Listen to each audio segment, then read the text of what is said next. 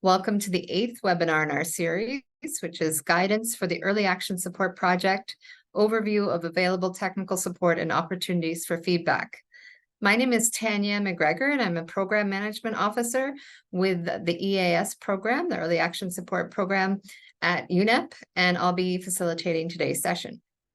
This webinar will focus on the cohesive technical support package available through the project to help you take action towards Annex 1 in Decision 15/6 and other commitments made at CBD COP15.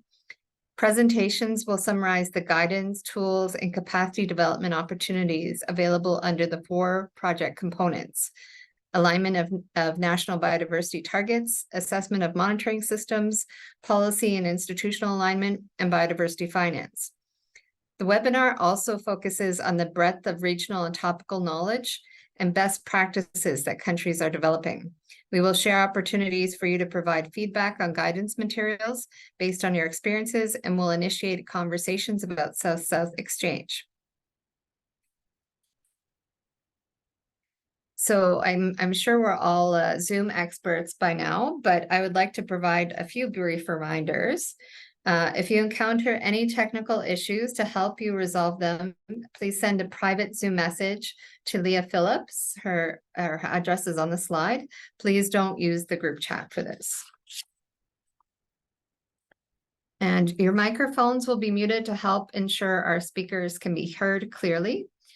We encourage your participation at the same time. So to ask a question, you have 2 options. You can type your questions in the Zoom chat box as they come up during the presentation or during the question and answer session, or you can virtually raise your hand in the control panel, and then we will ask you to open your microphone during the Q&A session. And I see that Leah Phillips has just made a correction to her address in the chat, so please use the address she's provided in the chat.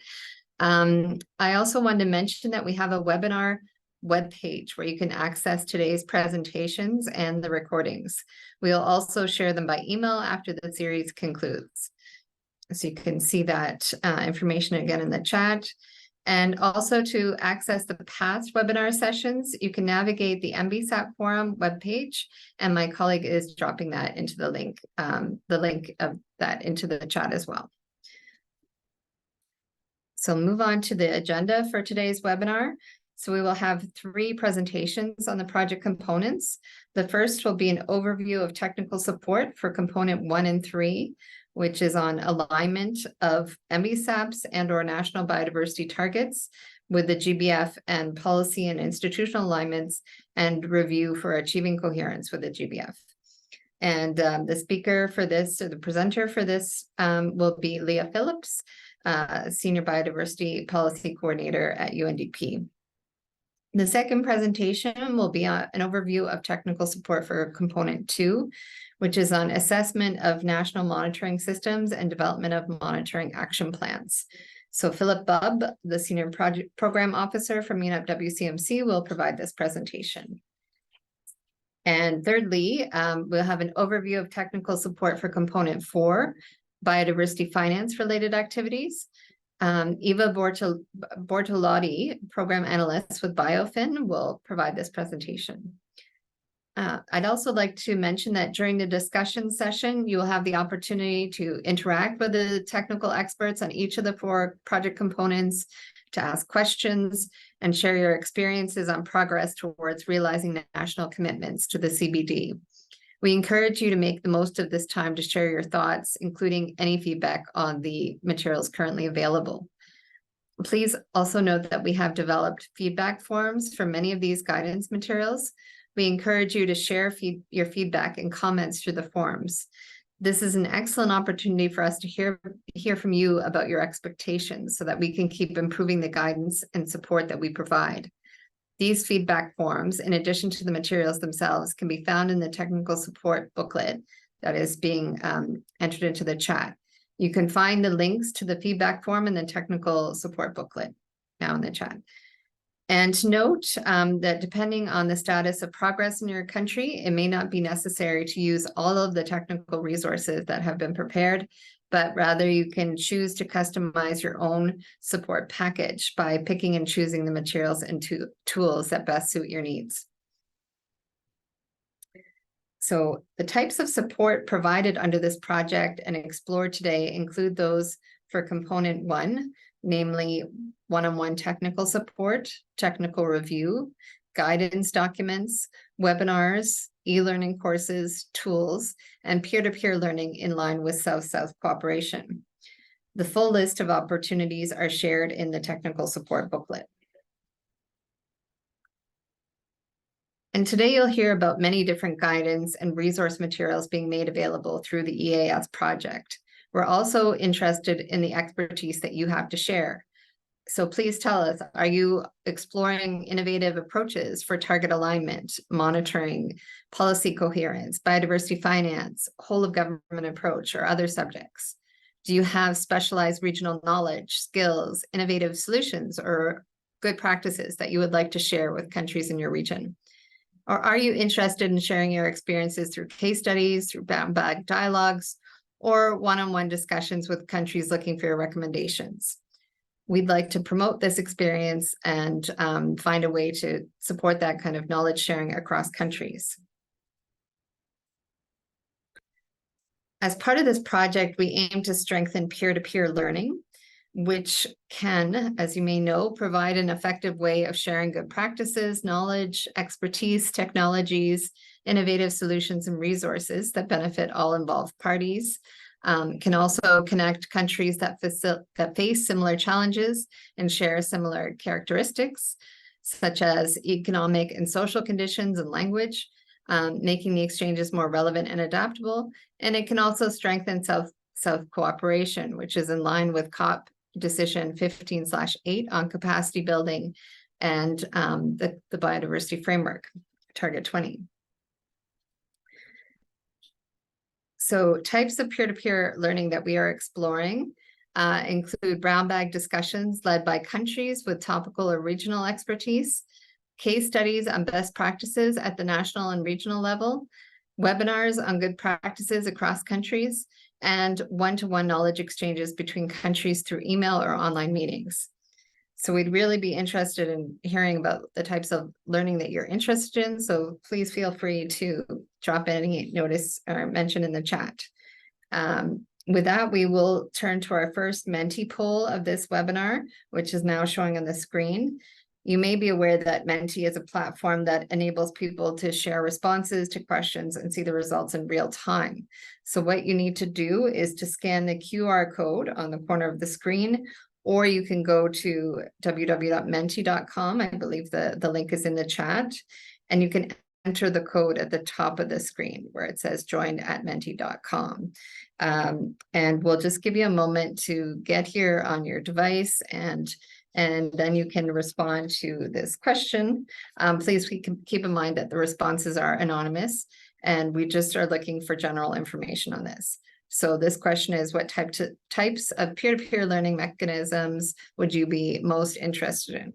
So we've already got a number of responses showing that we're almost even across the board. Let's see. Yeah, we're even across the board so far. Let's see if we have any front runners. I think we haven't got everyone's responses. So if you haven't responded yet, please go ahead to do so as soon as you can. We'd like some tiebreakers. Okay, so we have two standouts here, which are case studies on best practices, the national and regional level, and also knowledge exchanges between countries. Okay, so case studies is still on the top of the list here, and with interest as well in webinars and good practices, knowledge exchanges, and some interest in brown bag discussions. Great. Okay, I don't want to spend too much time on this, but it's good to know that case studies are really of interest for this, and specifically at best practices at national and regional levels. So we will definitely pay attention to that and try and respond to that as the project continues. We have another question here, so I'm going to turn to the next Menti poll question, which is, what types of knowledge or good practices might your country be interested in sharing? So this is something that you are in a position to share with others. So there's a number of different options here. Please, again, you can, if you haven't yet accessed the Menti link, you can do so through the link or the QR code, and I already got some all coming in one to one for each of them. Okay, target alignment and whole of government are a bit higher on the list. Biodiversity finance also. There's interest in all of the topics, it looks like, but the highest is so far on good practices on target alignment, followed by biodiversity finance and whole of government approach. Okay, very interesting. I think this is kind of different than results than what we had in our earlier webinar today. Oh, okay, so definitely coming out ahead on target alignment and biodiversity finance. Great. Okay. All right, thanks so much. So this is good to know that countries, so this is information that you have available to share. So we would like to follow up with you on this. If you want to put any examples or anything in the chat about what information or knowledge you would like to share, please go ahead to do so. I'm going to move now to the next question, which I think is the last one on our list. So this is, what types of knowledge or good practices is your country interested in learning about? So this is similar to the last question, but it pertains to what you're interested in learning about versus what type of information that you'd like to share. So again, just go ahead to register your selection out of the list of options here. And just give you a minute or two to do so. Oh, biodiversity finance again, high on the list.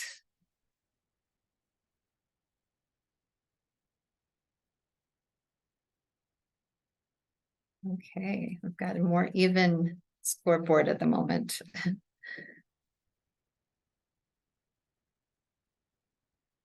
Okay, so the highest option so far selected is biodiversity finance, which is really helpful to know, and also I think really appropriate considering that well, we will hear from BioFin on this webinar today, but also there is, and I believe they'll be mentioning an upcoming project funded by the GEF to provide support to quite a number of countries on additional support for BioFin methodology. So that will help to respond to some of the interest and requests for biodiversity finance information. Okay, thanks everyone. I think from there, we'll move on to the presentations. So I'd like to start with the overview of technical support for components 1 and 3. And the presentation will be given by Leah Phillips, the Senior Biodiversity Policy Coordinator from UNDP. Over to you, Leah. Thank you. Great. Thank you so much, Tanya. And thanks for everyone for using the Menti. It's really interesting to see the kind of results we're getting. We're going to look at the feedback across all the webinars and languages and see generally what are the trends. So thank you so much. Okay, so I think we can go to the next slide. So this presentation touches on component 1 and 3. The reason being that there is a large tie between those two components, one focusing on target alignment and the other focusing on a more policy alignment, so a more global approach, I suppose you could say. We can go to the next slide.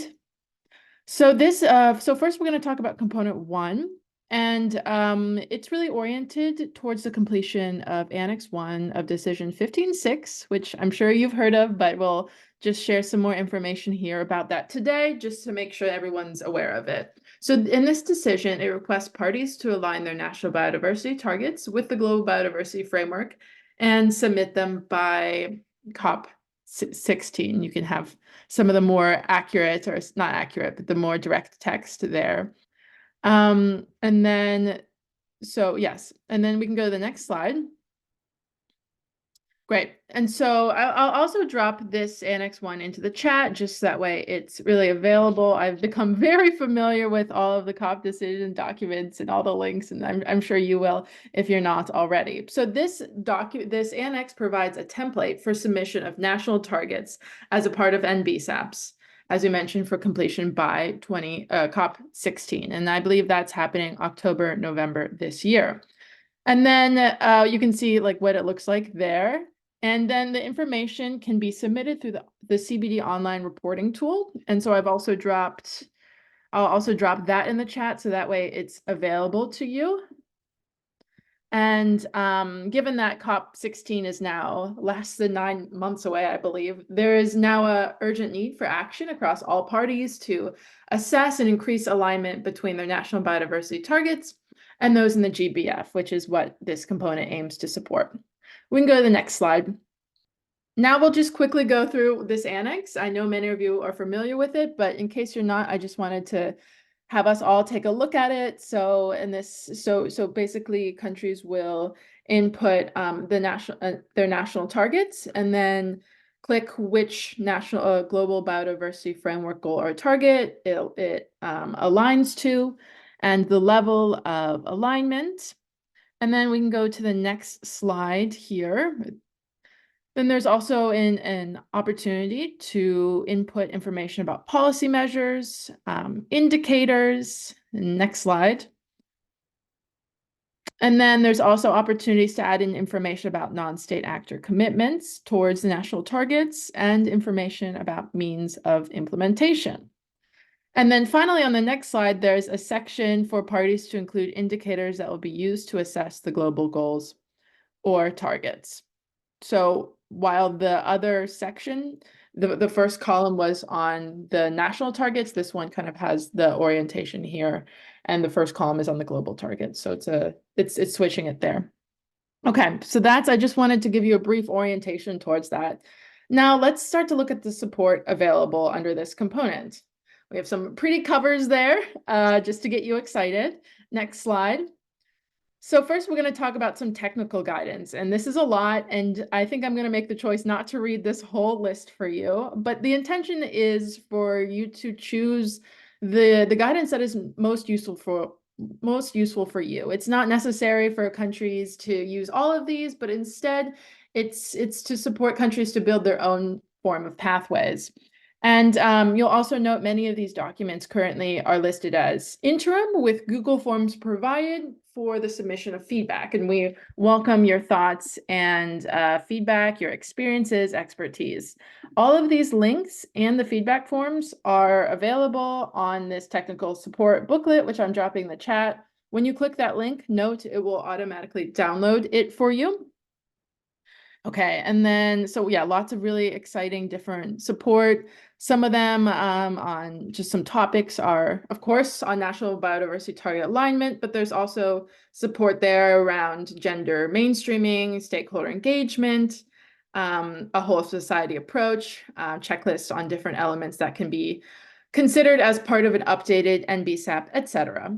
All right, next slide, please.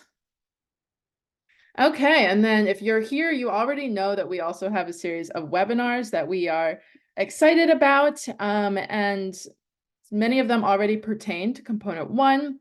We actually have 4 already, so about different parts of component 1, such as aligning biodiversity targets, human rights, gender, capacity building, technical and scientific cooperation, and then tools and technical support.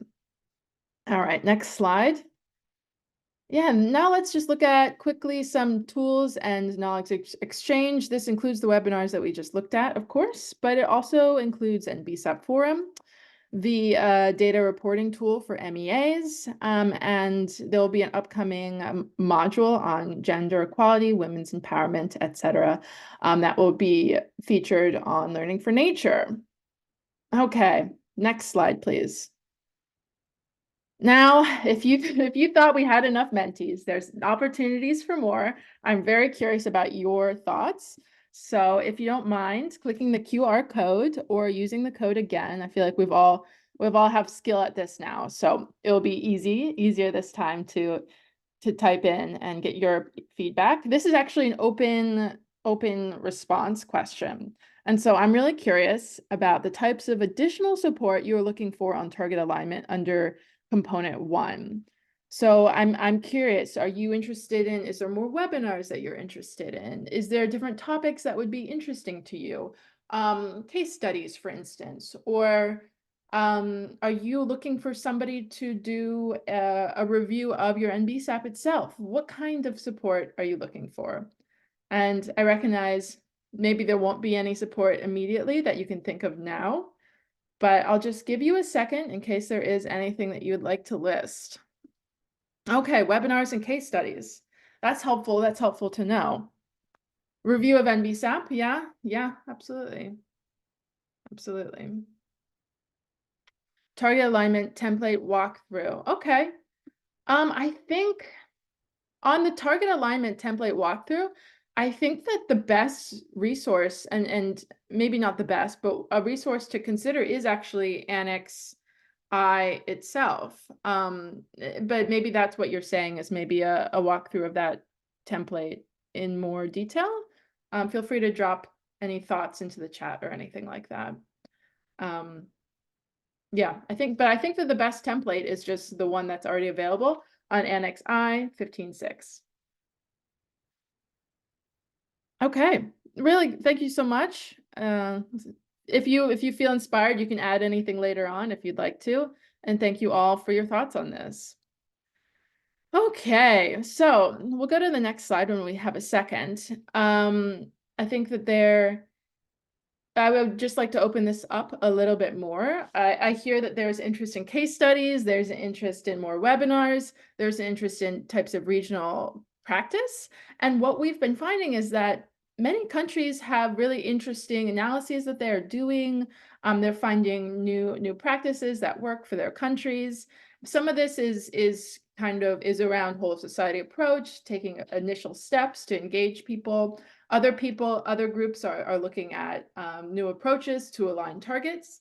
So I would just like to open up for just a second to see if anybody is interested in sharing any of the work that's going on in your countries. Do you have any good practices, experiences, recommendations to share? This is just a little moment to hear from you.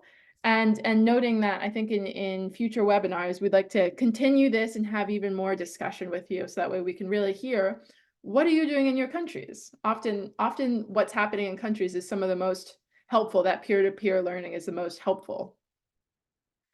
All right.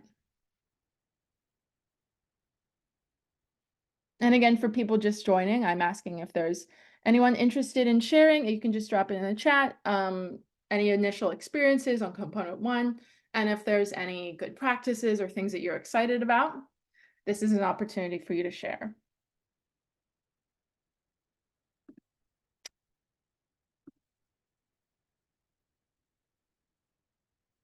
Okay, no worries. Well, I've had the pleasure of hearing some things from countries so far, and some really exciting exercises have been around bringing in different stakeholders, making sure that women's groups are involved, making sure that Indigenous peoples are involved. We've been hearing some really great stories from other countries about how they are conducting really in-depth analyses of their NBSAP targets. So these are the kind of exciting things that are happening.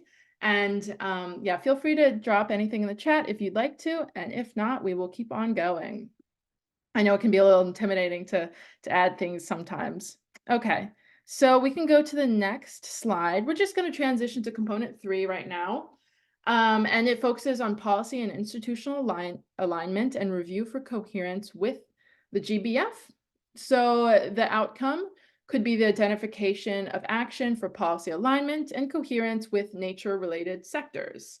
Outputs that are included under this are a rapid review of national policies, development of an aligned whole of government approach, developing a prioritized action plan for policy coherence, and other early action around this. We can go to the next slide. So same thing with the information on component 1, I think it's always helpful to ground these discussions in what we see in the framework itself. This is one of my favorite quotes. and it just underlines that this framework is for all, the whole of government, the whole of society. Its success requires political will and recognition at the highest level of government and relies on action and cooperation at all levels of government and all actors of society. And so I think that this does speak in a way to the work under component 3, which is about making sure that the types of actions that we are seeing for biodiversity are cohesive across actors of society. We can go to the next slide. There's also some, target 14 also has a large alignment with component 14 on the, component 3 on the integration of biodiversity and its multiple values into policies, regulations, planning, etc. And then we can go to the next slide, which again, 15.6. It offers, it states that synergies among NBSAPs in the planning, implementation, mechanisms of other biodiversity-related conventions, Rio conventions, and other MEAs, and the SDGs should be identified and utilized to maximize efficiency and coherence, and then also encourages parties to adopt the NBSAPs as a policy, a legal tool, and to mainstream them within broader strategies and plans. Okay, we can go to the next slide. So one thing to note for this component is I have yet to see, and you can correct me if I'm wrong, but I've yet to see a really clear definition of policy coherence yet, from that comes directly from the CBD decisions. But while there's no, or I don't see any really clear specific definition, there is some support that the GEF offers through this document framing policy coherence that we can drop in the chat as well, that I just think is useful for people who are curious about what is policy coherence and what does this mean. And a key step towards policy coherence can be to identify and capitalize on synergies between MEAs and the Kunming-Montreal Global Biodiversity Framework as it captures globally agreed upon goals. Okay, next slide. And then let's just chat for a second about the linkages between component 1 and 3. So we see a lot of connection there. And as you saw before with Annex 1, Decision 15.6, it offers opportunities for countries to input main policy measures, overlaps or links between different commitments, non-state actor commitments. So many of the results that you might have from an assessment of policy coherence could support Annex 1. Okay, next slide. So similarly here, I would just like to share briefly some of the many opportunities that we have, and then again, direct you to this technical support booklet where you can access these materials. And we will also have coming up another webinar that will focus on component 3, so we can really dig more detail into this support. But as you can note, there's already some initial documents that are available for support under this, and there will be more coming soon. Great. And then next slide, we can also just focus for a second on tools and knowledge exchange.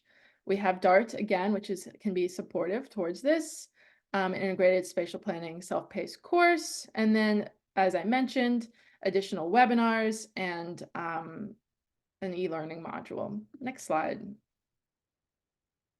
Okay, so now I'm curious from you as well, and I know this might not have as many responses as we had for component 1, as not all countries under this project will be undertaking activities for component 3, but I'm still curious if there is any additional support that you would like to share with us today. And again, that could take many different shapes. That could be peer-to-peer exchanges. That could be specific types of documents that you might request.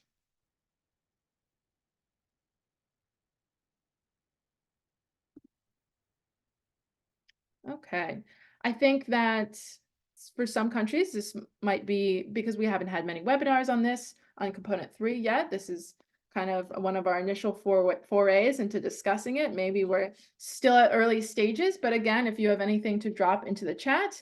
Thank you for adding the note on peer-to-peer exchanges, Andrea.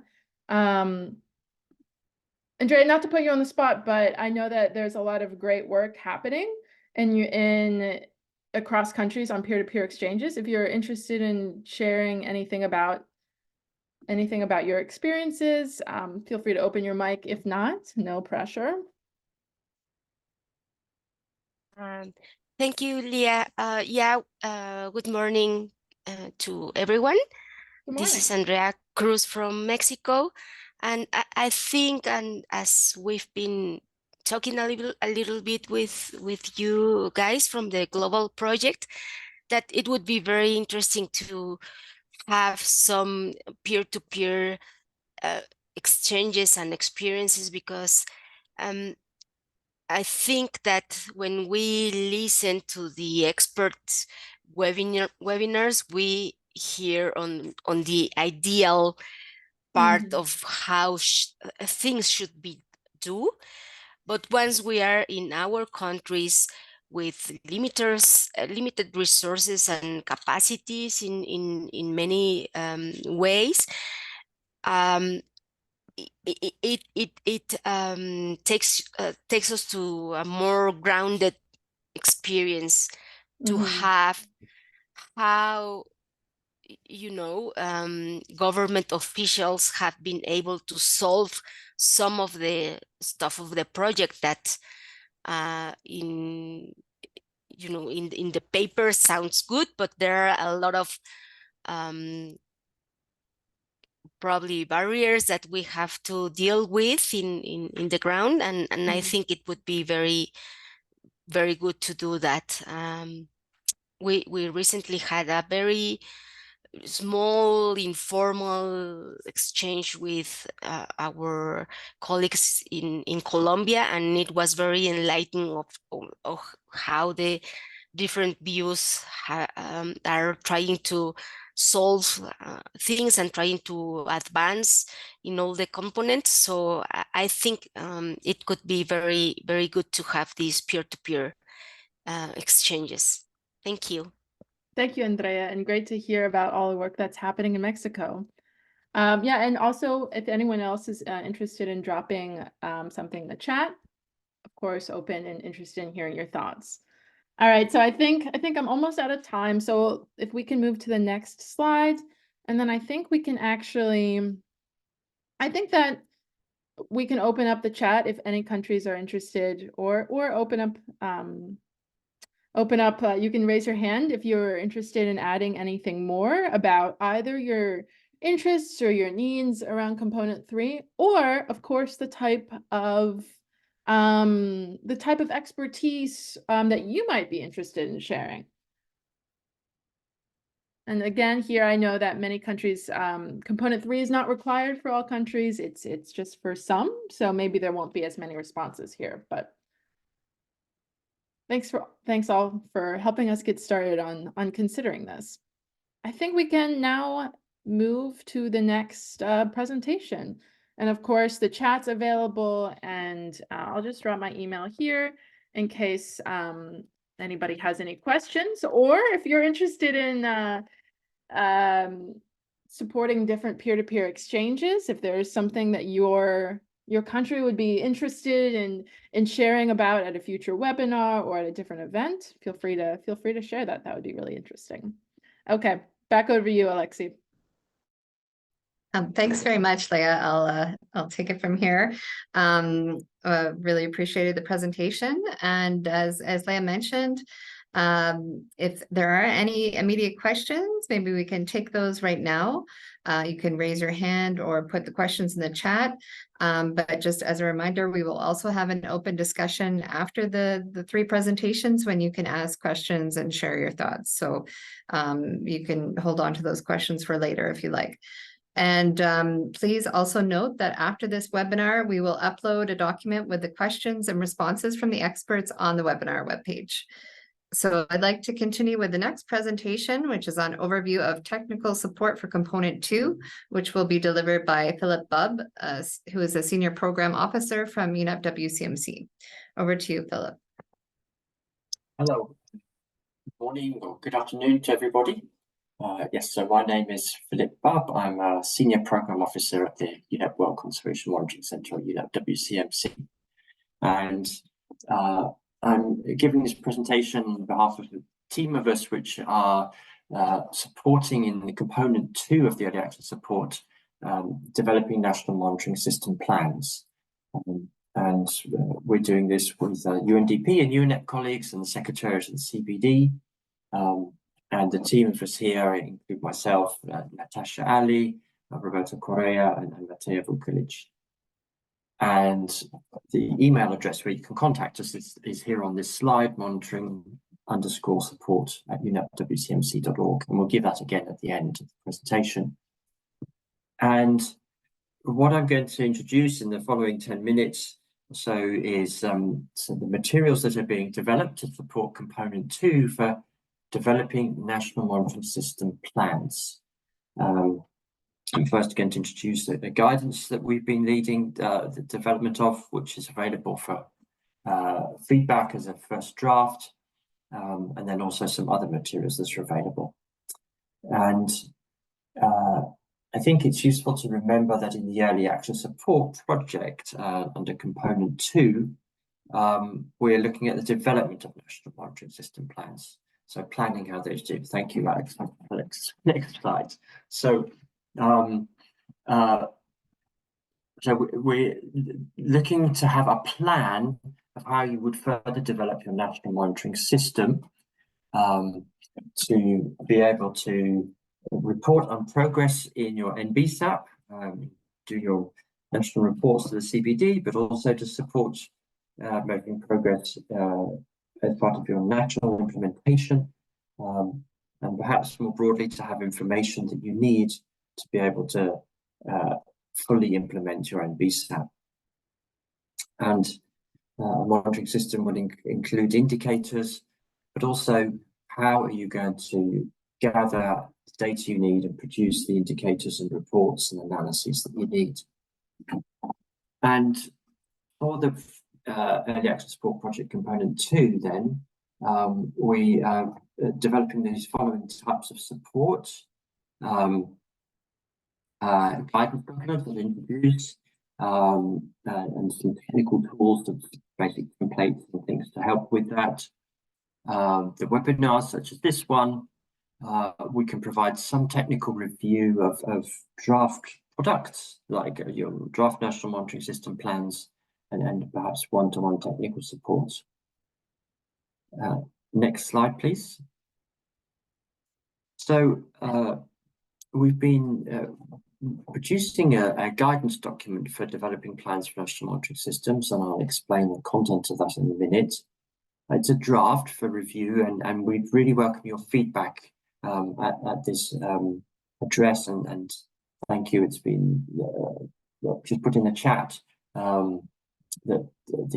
this website address. We'd welcome your feedback by 15th of February so that we can finalize the document next month. And so next slide, please. So the guidance document has these sections in it, an introduction to the relevant CBD COP15 decisions about monitoring and review, and including the monitoring framework, which I expect you're familiar with to some extent now already. And then an introduction to the monitoring framework, its purpose, and the indicators that are in it, and the development process for that monitoring framework, because as I expect you know, the framework with its headline indicators and in particular is still in process of development. There aren't headline indicators for all the targets yet, and there is a CBD ad hoc technical expert group, an RTEG, in the process of working to try and make recommendations on how to fill those gaps. And it will be reporting at the next Substar in May. And we want to be able to provide that information on the indicators as they're available, working with the Secretariat of the CBD. At the moment, the guidance has only got some introductory information on that. Then we have a section in the guidance on useful information for developing a monitoring system plan, some definitions and terms, and some sort of tips and lessons learned for doing this work. Then some suggested steps for how you could develop a national monitoring system plan. Introduce those more in a minute. And we also include an indicator specification template. So it's like a template of how you would describe the indicator in terms of its name and methods and who's responsible for it, where you get the data, and so on. And this template can be helpful for looking at describing your current indicators, but also looking at ones you want to develop in the future and what might be the gaps and your capacity needs for having those indicators. And then the guide includes a section of resources.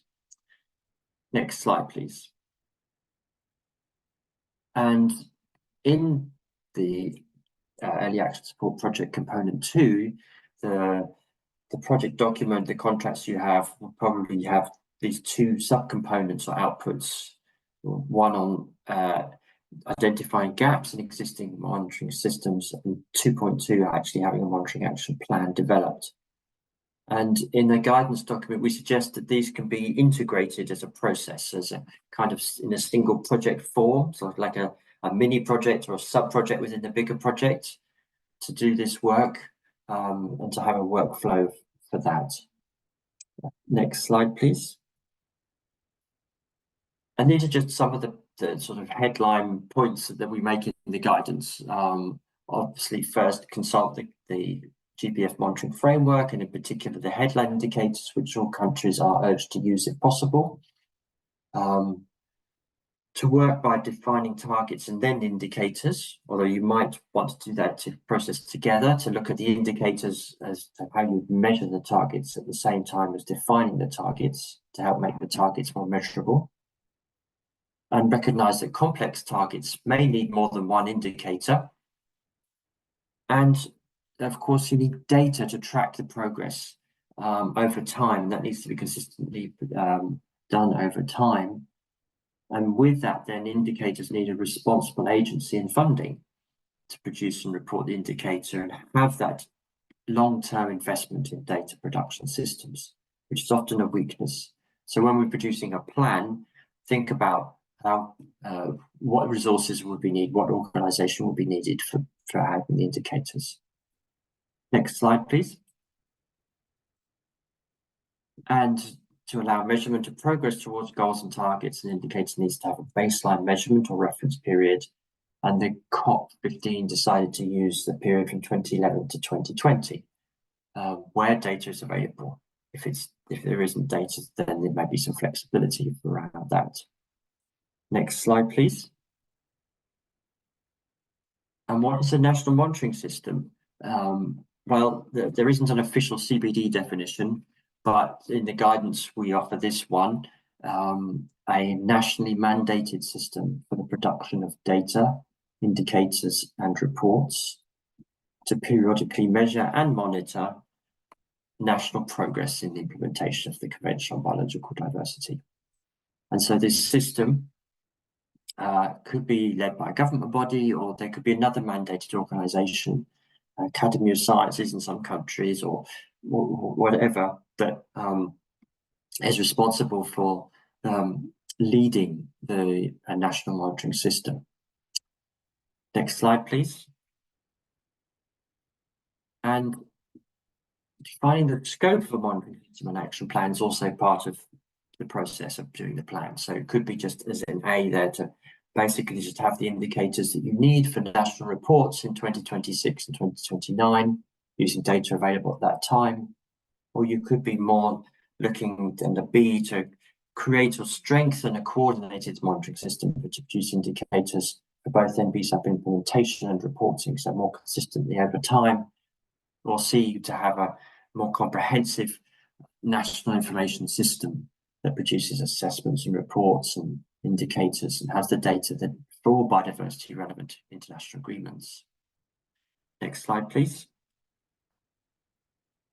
One of the resources that UNEP WCMC has developed to assist with this type of work is information system approach and framework diagram. I'm not going to explain it here, but this complements the guidance, goes into a bit more detail about what's involved in having an information system and indicators, databases. And there's a guidance on this and tools, templates available at this link here. Next slide, please.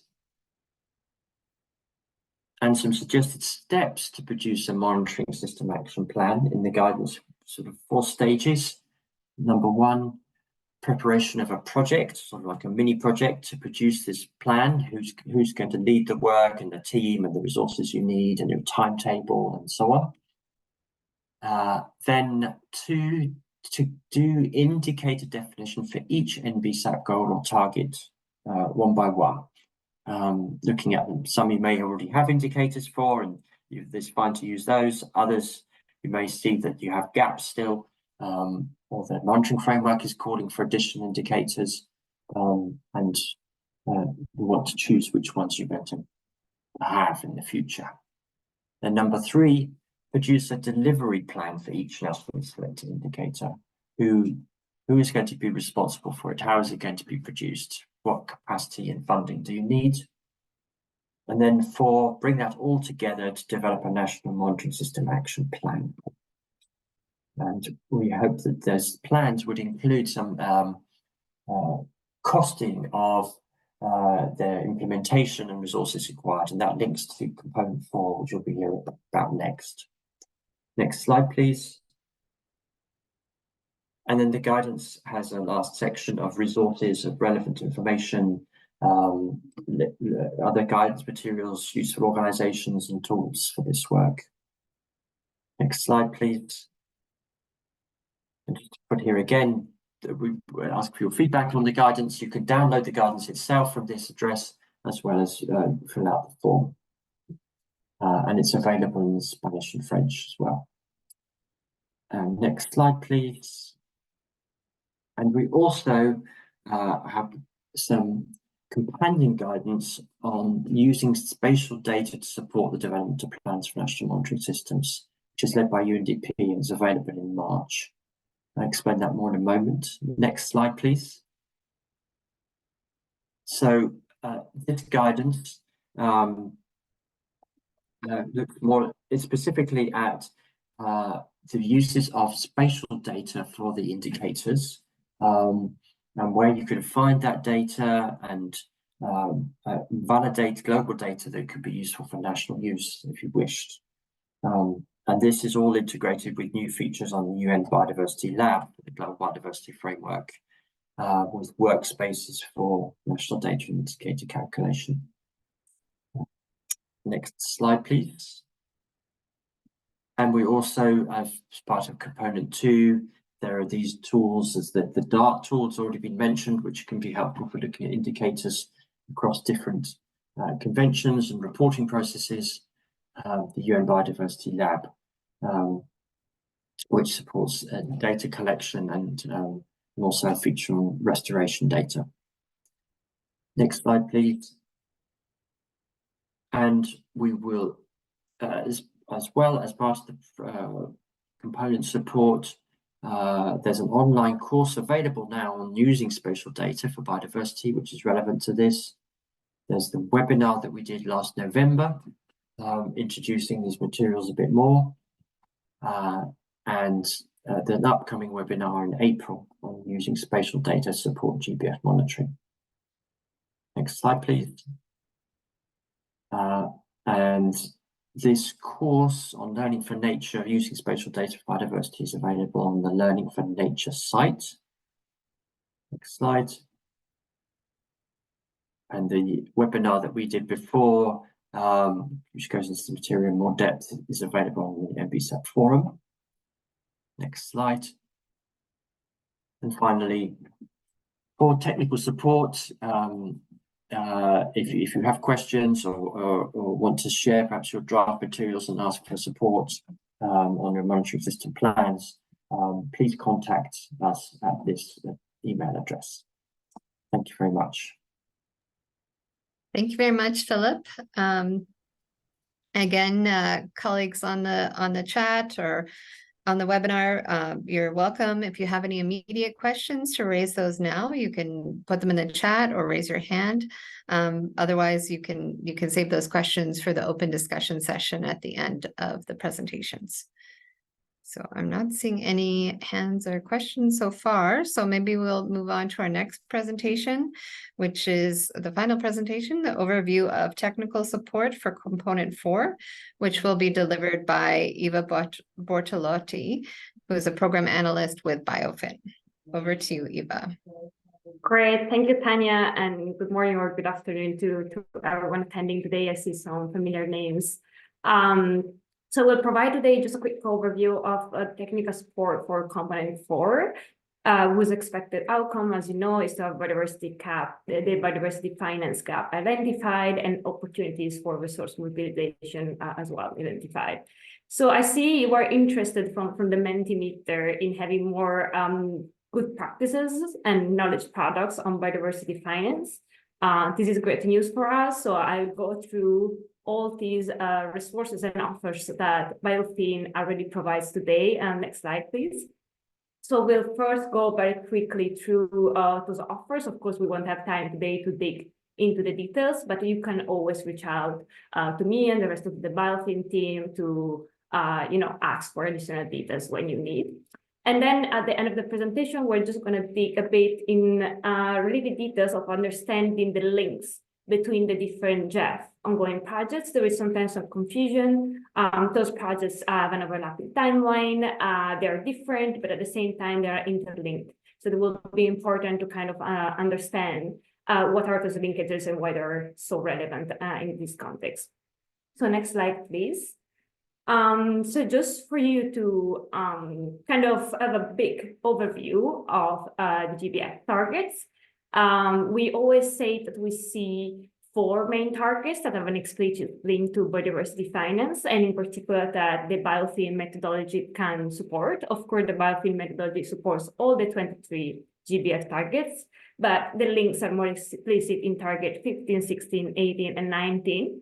I would like to underline, of course, particularly target 19, which really calls for a substantial increase in public and private financial resources by at least 200 billion annually towards addressing the NAT-related funding gap. Of course, very relevant is also target 15, more related to how business should reduce the negative impacts and increase the positive impacts. It really calls also for nature-related disclosure. And very relevant also target 18 for the reduction of harmful incentives, as well as the scaling up of positive incentives for biodiversity. And of course, there are many linkages also to target 16 related to sustainable consumption choices. So really allow the consumer to make sustainable consumption decisions. This is just for you to get the overview, and you will see how all the products that BioFin offers have explicit links to those targets. So next slide, please. This is a bit what we will go through today. So the different knowledge products and all the material that is available. So next slide. And the first one, of course, if you can click on next, I think there is another click. So the first one, of course, is the BioFin methodology, which is very deeply described in the BioFin workbook. It is redefined on an ongoing basis based on a national implementation experience and evolving developments at country level. We are going to have a 4th edition expected this year, so stay tuned. For now, you can refer to the 2018 edition, which you can download for the BioFin website. I believe the link is in the chat. So, of course, we won't have time to go through all the methodologies today, but you will find in great details in the workbook. And there are also some videos in different languages available with a very good summary of the methodology, so you'll be able to watch it. And just as a quick maybe refresher, as you might remember, the methodology starts with the launch of the activities with the national steering committees. Then the step 1 is the finance policy and institutional review for really getting the context for the biodiversity finance and kind of creating a map of the existing finance solution. The second one is the biodiversity expenditure review, which measures and analyzes current biodiversity expenditures, both from the public and private sector donors. The third step is the biodiversity financial needs assessment to make a reliable estimate of the finances needed to achieve the country's biodiversity goals. The fourth and the latest one is the biodiversity finance plan. So really developing a biodiversity finance plan that identifies and mobilizes resources and policies required to implement the most suitable finance solutions. After this step, of course, there is the implementation of those finance solutions. And for this, maybe we can go to the next slide, because the really starting point of the implementation of the finance solutions that are identified in the biodiversity finance plan is the biodiversity finance catalog. This is also available online on the BioFin website. And basically, this is a list of more than 115 finance solutions. And they are available there for consultations. You can read them online. They are categorized by type and by sectors. And of course, the revision, adaptation, contextualizations of these solutions at the local level is really at the core of the whole BioFin process. And this is done through the support of, for example, consultative workshops, and as well as following the guidance of the National Steering Committee of the BioFin National Team. So all these finance solutions are taken, and then at local level, the most pertinent ones are identified. So this is a very useful catalog to have a very big picture of all the solutions that are out there and that have been proven effective for biodiversity finance. Then next slide, please. This other resource is the BioFin Open Online course. This is always available on Learning for Nature, and will allow anyone to receive a certificate and learn about the BioFin methodology. So this is another way, if you don't want to read the workbook, this is another very good way to get very good knowledge about the BioFin methodology. And we're actually working on updating this, and a new version will be available in the second half of this year. All the links for these resources are being posted in the chat at the moment. So this is great. Next slide, please. Of course, all these, both the BioFin workbook and the related resources really support the implementation of all the 23 GBF targets. Now, it is a very relevant and recent publication. We actually launched it last week. You might have attended our webinar, the nature of subsidies. So these are some guidelines corroborated by case studies in various countries to really identify and assess the subsidies existing in a country and explain how to define multiple redesign options through a multi-dimensional analysis that considers both social, gender equality, environmental, economic, and political economy concerns through the redesign of the subsidy. And it also provides support for the formulation of an action plan at country level to redesign, prioritize subsidies, and outlining multiple scenarios. You can see a bit here also in the, yes, I see Pierre is mentioning with example for a few countries like Nepal, Colombia. Indeed, there are very relevant case studies in there. So we really encourage you to have a look. We also have a great video available in multiple languages. So this is a very useful and recent and updated resource for all of those of you that are really looking also about how to redirect, to subsidies to biodiversity positive outcomes. Next slide, please.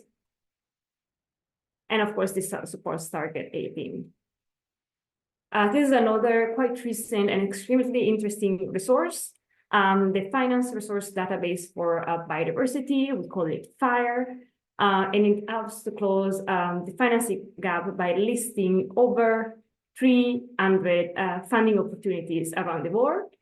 And those are public and private finance opportunities.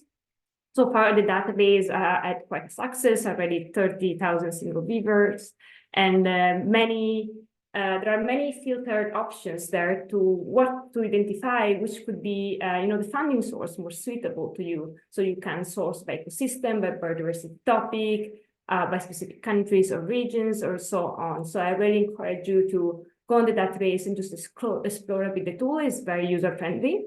And it's also marked if those funding opportunities, for example, might focus on indigenous peoples, local communities, women, youth, and so on. It's in English only so far, but some funding opportunities allow for application in other languages as well, and this is marked in the database.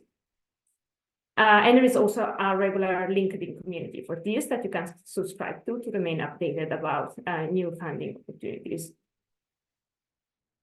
So slide 10, can we go to the next slide? Perfect.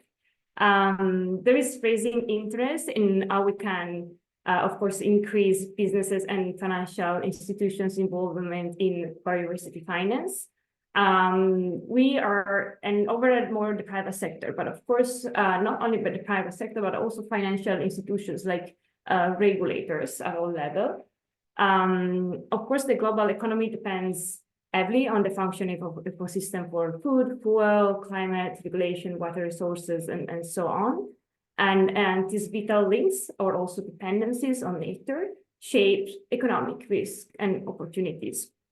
And it's well understood that the private sector should be responsible for diminishing its impact on the environment, but it is less understood about how the private sector can benefit from biodiversity ecosystem and how biodiversity ecosystem services can be effective funding, effective investment opportunities. So overall, we have, for example, these 3 publications. And the first one, Moving Mountains, can really guide you on understanding the big picture about how to involve the private sector in biodiversity finance and which actors can be involved. This is a supplementary guidance to the biofilm workbook. We also plan to update it in the future, but it was first it's a good first step for you to kind of get acquainted to the topic if you're starting to work on this most recently. So the second publication, Engaging Private Finance in the MBSAP Review and Implementation, you might have heard of it in our last webinar that we did as part of this series. This is a collaboration with UNFI and is really supporting the understanding of how private finance support the delivery of the GBF, including how we can shift our financial flows, how can policymakers unlock more private finance domestically, and what options are available to regulate the financial sector vis-a-vis biodiversity. And lastly, we have our National Readiness for Nature Disclosure study. This is a publication, the last one, that brings together findings from Costa Rica, India, Indonesia, Mexico, and Zambia. And it really adds more at the institutional level to understand the institutional readiness needed and the potential entry point to develop and scale the landscape on nature financial disclosure and the gaps in the countries. So, for example, the findings really often highlights the need to build national capacities of financial institutions and regulators to be able to define the risks in the national context and be able to build the capacity to enable the nature-related financial disclosure at a country level. We can go to the next slide.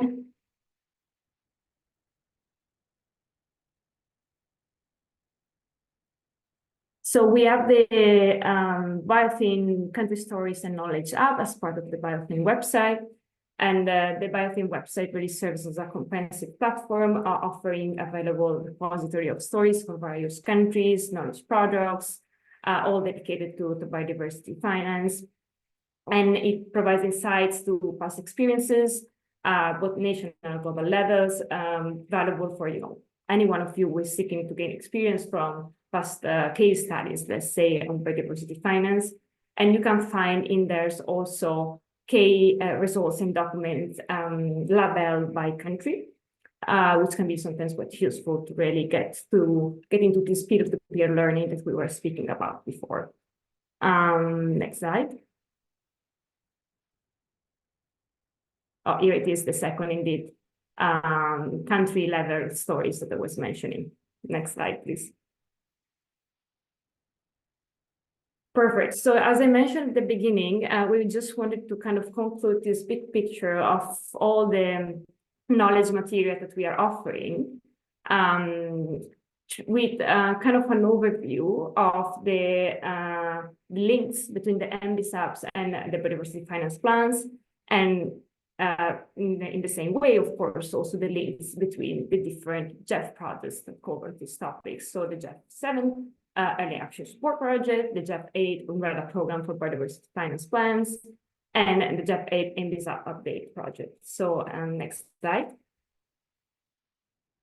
So first of all, we really wanted to highlight our MBSAP and BFPs are both intended as guided documents for countries. Of course, these are both the core documents. They are, of course, also inherently different. The MBSAPs are mapping out a pathway for achieving national biodiversity goals and targets, while the biodiversity finance plans are focusing on closing the biodiversity funding gap. The development of MBSAPs and BFP are two distinct processes, each requiring specific expertise, of course, to lead and guide the process. However, like with all these convergence, we can really provide an opportunity for the two processes and projects to complement each other, improving the impacts of both at the same time. So we see that the development of the BFP can support the development on the MBSAP here. You can see it in the slide. So first of all, of course, in the peer, you can identify economic root causes for biodiversity change. You can identify policies and legislation for biodiversity mainstreaming and non-traditional actors and programs. In the bar, you can determine how much is currently spent on biodiversity and challenges on implementation. In the FNA, you can determine the cost, the potential cost of the MBSAPs. And lastly, in the biodiversity finance plans, you can determine the finance solutions to finance the implementation of the MBSAP. So both processes can really play a positive role in improving the state of biodiversity finance, and these plans could include enabling actions that are necessary for finance solutions to thrive. And in summary, we just want to reiterate that both processes are mutually supportive. There are really many connecting opportunities that can result in wider stakeholder engagement, increased ambition, and improved outcomes. And in many countries, we are aware that biofin teams are closely working with the governments to support MBSAP updating process based on the biofin methodology. So feel always free to reach out for questions. And always remember that even more linkages can be created between the two processes. Next slide. So as I mentioned, this is for me always kind of a usable visual of how the process, like the projects complement each other. So in summary, biodiversity finance, it is a crucial step to update and address the MBSAP GBF alignment process. And in this sense, the biofin umbrella project for the biodiversity finance plans runs in parallel and to the other two projects, and is proven useful to provide insights, data, and inputs to the MBSAP's alignment in this GBF process, especially with the specific linkages to target 15, 18, and 19. And the GBF-funded projects instead will support different inputs of this comprehensive planning, enable processes that includes MBSAP update for biodiversity finance processes. So, of course, the EAS process is coming first, and the MBSAP +7 and our project is coming later. But we see the umbrella project for biodiversity finance plans as a continuous processes that can also help enhancing linkages among the two. So I think this is it from me now. We wanted to have kind of more space for questions today. And I think there was quite some interest at the beginning, also in the topic. So yes, I'm here. I see also some other colleagues are online. So happy to take questions if needed. And yeah, thank you for adding us today. Hi, Eva. Thanks very much again for your presentation. And yes, as you noted, there were a lot of comments, or a couple comments in the chat about positive incentives, and I think your colleague Pierre responded on that. But there were also a number of responses in the Menti polls about interest and good practices on biodiversity finance. So I'm wondering if anyone has any questions following this presentation or would even like to share some practices or experience from your country. Please go ahead to do so. You can raise your hand or put it in the chat. So we'll just give you a minute to respond on that. And let me see, I don't see any questions yet, but I mean, we can also make this now the start of the open discussion session. So if you have questions on any of the other components or would like to ask questions from any of the colleagues from UNDP or UNEP or others who are on the webinar, please do so. Please feel free to break the ice. Anyone who's interested, and you can always put it in the chat. I think, okay, just to get things started, I will ask a question or two. So I think one question related to BioFin's work is around the responsibility for implementing activities to design the biodiversity finance plan at the national level. So can you talk a little bit about who will be responsible for implementing those activities? Sure. Yes, sure, absolutely. Just plug in. I see also a hands up in the audience for later. Oh, okay. Maybe I can't see that on the screen. Sorry. No problem. Just plug in as it came up to me just in this moment. But yes, I think it's a very important question actually, as it was not mentioned before. So we will be responsible for the implementation of the BFP activity at the national level with the new GBF project. Well, the answer is of course of the fact that this is a BIM project. So it's going to be implemented by UNDP, and the UNDP country office will recruit a national team with national expertise to implement really all the steps of the BioFin methodology. So this will include, for example, a project lead, an environmental policy expert, program assistant, and so on. And all the national experts will also be supported by a national steering committee. That will include high-level representation with the Ministry of Finance and a technical committee. And there will be also, of course, opportunities for technical support, and each country will have a regional technical advisor to advise on the implementation, on the development of the BFP. So I think this is something that, of course, is planned for every single country that will be part of the project. Excellent. No, thanks very much for that. I see we do have a question from one of the participants, Brian Drakenstein, if you want to go ahead. So you have your hand raised.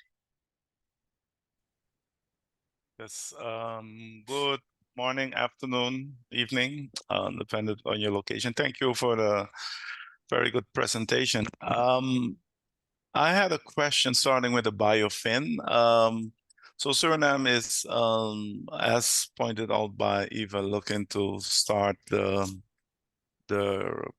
procurement, the recruitment of the team under the GBF Early Action Support, and Suriname is also part of the BioFin that will be starting this year. And so I have a practical one is there any experience with collaborating with IFI, specifically the Inter-American Development Bank, and that on the sense of policies towards financial institutions, but also looking at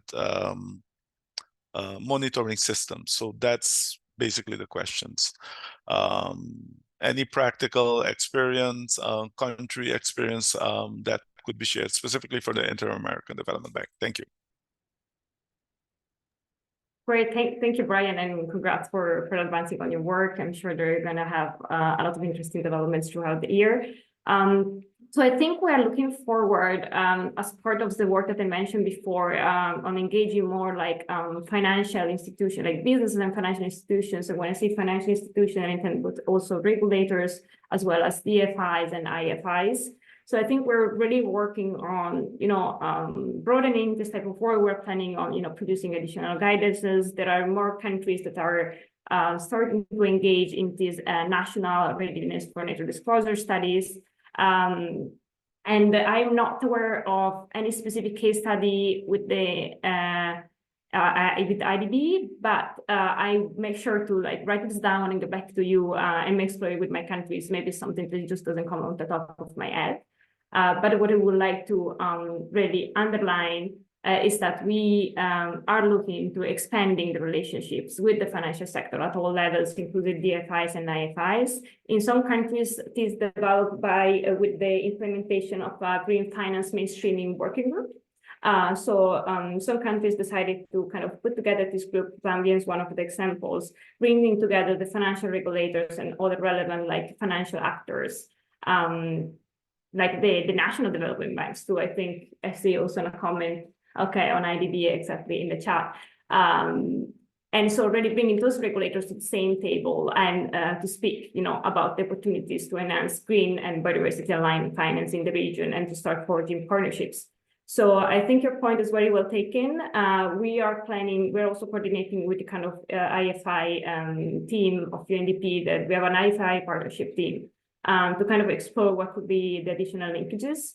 I think there's a lot of, work to do on that topic, but it's, an ongoing, I would say, stream of work that we are focusing on developing further. And I always advise when countries in a later stage of their programs, they decide maybe to do, for example, a national disclosure readiness studies or any other private sector related study, to really start with that stakeholder engagement process of mapping, the relevant AFIs and DFIs, both national and international IFIs, that can be active in the countries and with which you can forge partnerships. So, for example, the establishment of this financial mainstreaming working group could be just an example of the way to engage them.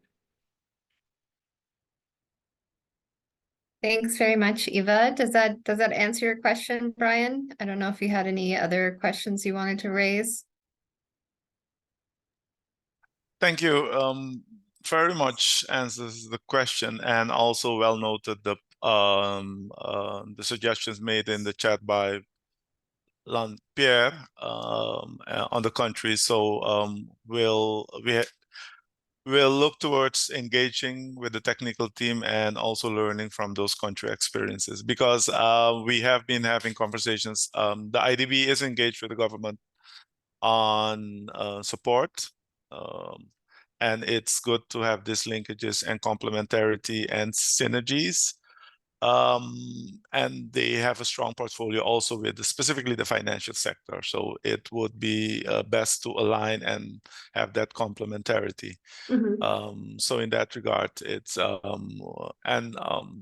it's good if the IDB counterpart also knows about if UNDP and IDB can have these best practices, the experiences from other countries to expedite the collaboration and the synergies within Suriname towards the government and the financial institution. So that's the reasoning for the question. Thank you. No, I think it's great. It makes a lot of sense, Brian. So do send me an email about this, so we make sure we connect it to any other national team that maybe are already those contacts with IDB, and you also call when you contact them, you can also make reference to other similar experiences.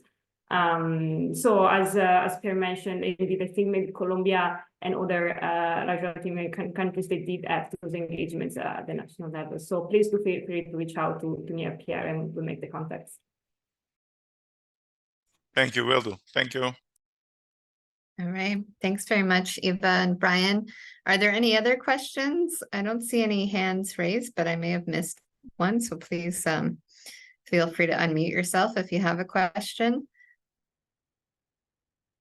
Just wait a moment. If not, I might pose a question to colleagues regarding the monitoring plans and frameworks. So one question is, how ambitious should a national monitoring system be? Philip, perhaps you can respond on that. Thanks. Well, obviously, it's a decision for each country to decide how ambitious their monitoring system would be. But I suggest that you could take the opportunity of the revision of your National Biodiversity Strategy and Action Plan for alignment with the Global Biodiversity Framework to be more ambitious than you may have been already, because the new plan has a much greater emphasis on monitoring and reporting, to be able to measure progress. And if you may not yet have capacity to produce indicators for all your national targets, but if you could include in your monitoring action plan the indicators that you would like to have, or at least the subject areas for which you would like to have indicators, and to develop them over, say, the next 2 or 3 years, and including that plan what it would cost to have those indicators, then just as we've been hearing for component 4 and having a biodiversity finance plan, if you can include in that plan what it would be to have the monitoring system that you need, that might enable you to be perhaps more ambitious than you have been in the past. That's why I suggest to look at target by target, by global target, and also by your national targets. For each target, what are the indicators and capacity we need to have for them, and to bring that together as a costed monitoring plan. And if you don't have the resources now, but you identify a need for them, and you can make a case for that, for having more investment in the monitoring system, then that may permit you to be a bit more ambitious than you have been in the past. Thank you. Okay, thanks very much, Philip. I was also going to ask about how you secure funds for indicators and monitoring, and I guess that's kind of in line with the what you were suggesting, and also what BioFin's methodology is meant to promote. I don't know if you have any additional comments to mention on that front, or perhaps colleagues from BioFin might add something.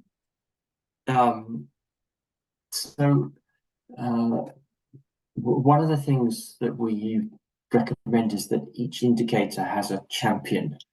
So within your country, at least, there's some agency that's responsible for leading the production of that indicator. They may not do all the technical work, but they coordinate it. And so there may be different ways of financing that within existing processes, within government or other academic bodies. In some cases, the indicators can be produced using global data sets that are available. And increasingly, there will be information available, including such as through the UN Biodiversity Lab, on what those global data sets are that could help reduce the costs as well of having indicators. And the other thing is to look at how indicators are funded by other sectors, and indicators in agriculture or fisheries or tourism. How are they funded? And maybe you can use and adapt those. But I think our BioFin colleagues also would be key resources for this question of how do you fund their development.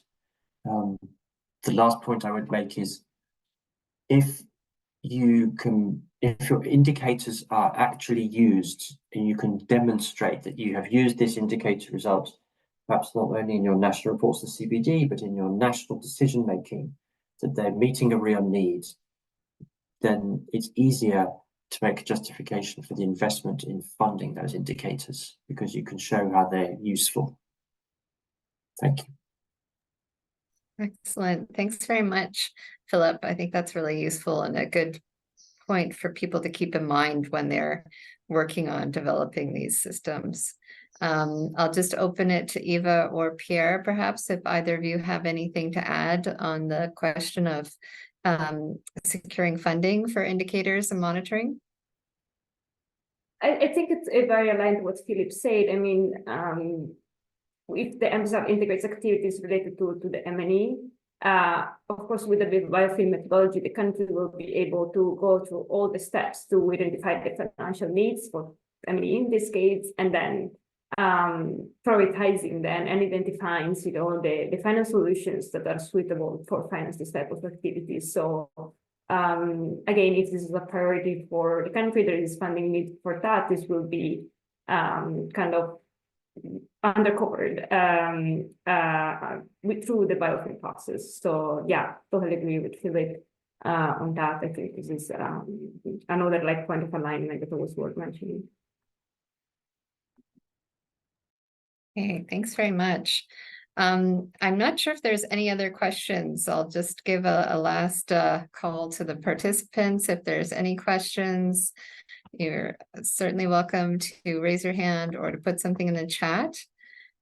If not, I hope you are coming away with a very good understanding of what's available in terms of the technical support and where you can access the resources that are being prepared under the project.